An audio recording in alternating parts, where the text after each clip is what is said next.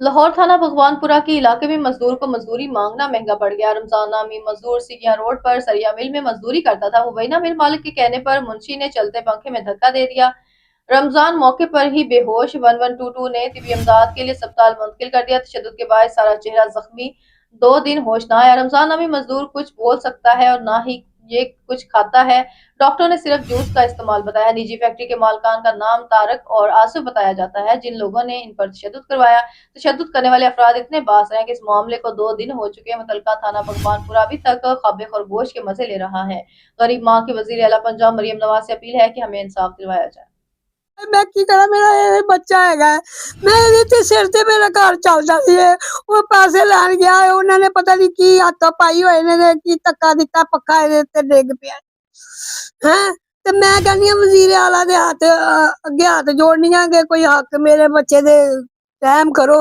ਮੈਂ ਮਾੜੇ ਕਿਰਾਏ ਤੇ ਮੇਰਾ ਮਕਾਨ ਹੈਗਾ, ਮੈਂ ਗਰੀਬ औरत हाँ। मेरा बच्चा है पै गया, मैं ना खांदा ना पींदा ते मेरा कोई आसरा नहीं है, मेरा कोई आसरा नहीं है।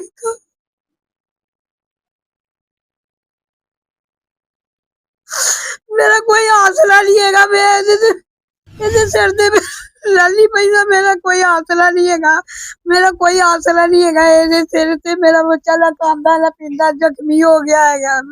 ਮੈਨੂੰ ਤਾਂ ਪਤਾ ਲੱਗਾ ਹੀ ਨਹੀਂ ਮੇਰਾ ਪੁੱਤਰ ਵੇ ਕੁਛ ਕਿਆ ਹੀ। ਮੇਰਾ ਬੱਚਾ ਬੜਾ ਦੁਖੀ ਹੋ ਗਿਆ, ਮੈਂ ਜ਼ਖਮੀ ਹੋ ਗਿਆ, ਮੇਰੇ ਦਿਨਾਂ ਤੇ ਪੈ ਗਿਆ ਮੇਰਾ ਬੱਚਾ। ਮੈਨੂੰ ਤਾਂ ਕੋਈ ਇਹਦੇ ਤੋਂ ਸਿਵਾ ਕੋਈ ਹੈ ਹੀ ਨਹੀਂ ਚਿਰਾਗ।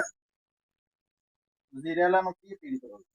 ਵਜ਼ੀਰ ਆਲਾ ਨੂੰ ਕਹਿੰਦੀ ਹਾਂ ਕਿ ਮੇਰੇ ਨਾ ਮੇਰੇ ਬੱਚੇ ਦੇ ਨਾ ਕੋਈ ਇਨਸਾਫ ਦਿੱਤਾ ਜਾਵੇ।